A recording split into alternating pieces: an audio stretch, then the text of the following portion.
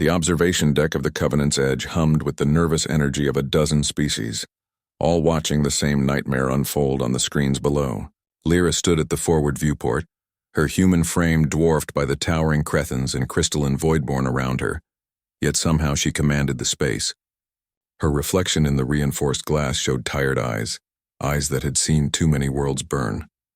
"They're just children," Ambassador Thane whispered beside her. His forearms crossed in the Crethan gesture of deep concern. His scales, normally a vibrant cobalt, had dulled to an ashen blue. Lyra didn't turn. Below, on the war-torn planet of Eshkar 7th, 43 juvenile aliens huddled in the ruins of what had once been a civic center.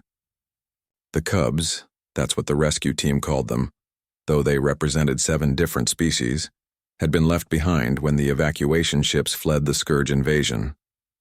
Now the mechanical horrors were sweeping through the city, sector by sector, leaving nothing alive in their wake. "They won't be children much longer if we don't move," Lyra said, her voice carrying that peculiar human quality that Thane had learned to recognize, determination, wrapped in casual defiance of impossible odds. "The Council has forbidden any rescue attempt," Thane reminded her, though he already knew the futility of his words. "The Scourge field extends for kilometers. Any ship that enters will be torn apart. Even the military won't risk it." "Then it's lucky I'm not military anymore." Lyra finally turned to face him, and Thane saw something in her expression that made his primary heart skip a beat. Humans called it a smile, but there was nothing warm in it. It was the bared teeth warning of a predator deciding to hunt. "Lyra, you can't—" But she was already moving, her boots striking the deck with purposeful rhythm as she headed toward the hangar. Thane's translator chip struggled to process the stream of human curses he muttered as he followed, his longer stride letting him catch up. "You know what they say about humans?" he asked as they entered the lift. "I've heard all the jokes, Thane. Not jokes. Warnings." The lift descended rapidly.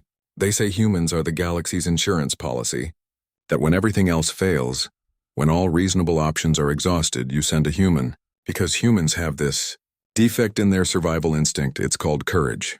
"No," Thane said softly. "Courage is being afraid and doing it anyway. What humans have is something else. You look at certain death and decide it's negotiable." The hangar was chaos. Technicians scrambling, pilots shouting, alarms blaring as the Scourge advanced on the planet below. Lyra ignored it all, heading straight for a battered dropship that looked held together by prayer and spite. The Defiant Sparrow had been her vessel during the war, before she'd officially died in the Battle of Cairns Deep. Unofficially, she'd just gotten very good at not being where explosions expected her to be.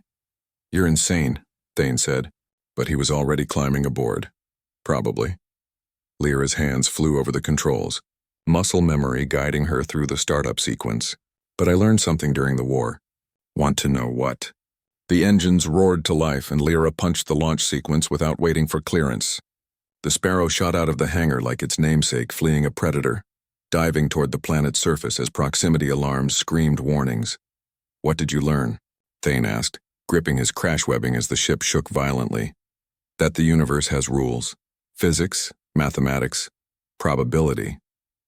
Lyra wrenched the controls hard left, threading between 2 Scourge destroyers that hadn't expected anything stupid enough to approach.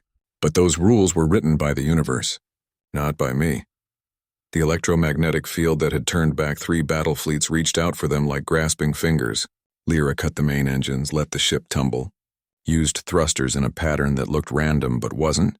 She was dancing between the pulses, finding the gaps in the chaos that mathematics said existed, even if probability said she'd never find them in time. She found them.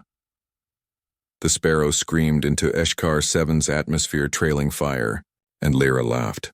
Not the sound of someone losing their mind, but of someone who'd found it in the unlikeliest place. Thane realized in that moment why humans terrified the galaxy.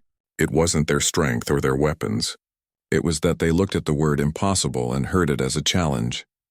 They sat down in the Civic Center's courtyard, debris raining around them as Scourge forces converged on their position.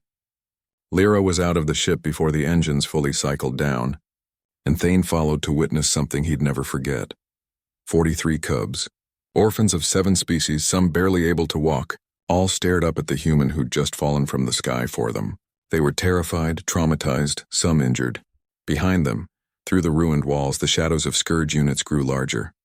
Lyra knelt down to their level, and her voice, that human voice that could snap orders in battle, became soft. "Hey there, little ones. I know you're scared. I know this is the worst day of your lives." She looked at each of them, really looked, "But I need you to trust me. Can you do that?" A small void-born cub, her crystalline body cracked and dim, nodded. "Good." Lyra stood and her voice changed again, became something else entirely. Command, authority. The voice of someone who would walk into hell and expect hell to get out of the way. "Stay close." Thane watched in awe as something remarkable happened. The cubs, who moments before had been a scattered, terrified group, began to move. The older ones helping the younger, the stronger supporting the weak. They formed up behind Lyra in rough lines, instinctively creating a military formation, not because they'd been trained, but because her presence demanded order from chaos. "To the ship, double time." Lyra barked, and they moved as one, their small legs pumping as fast as they could. She ran backward ahead of them, a human shield between them and the approaching horror, her sidearm in hand even though they all knew it wouldn't stop what was coming. The first Scourge unit rounded the corner, its mechanical limbs clicking against stone, weapons charging. Lyra fired, not at it but at the unstable wall beside it. The structure, already weakened by bombardment, collapsed, buying them seconds. They reached the Sparrow.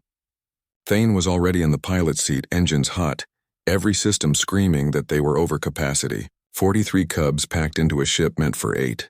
Lyra squeezed in last, pulling the hatch shut as weapons fire pinged off the hull. "Go," she shouted, and Thane went.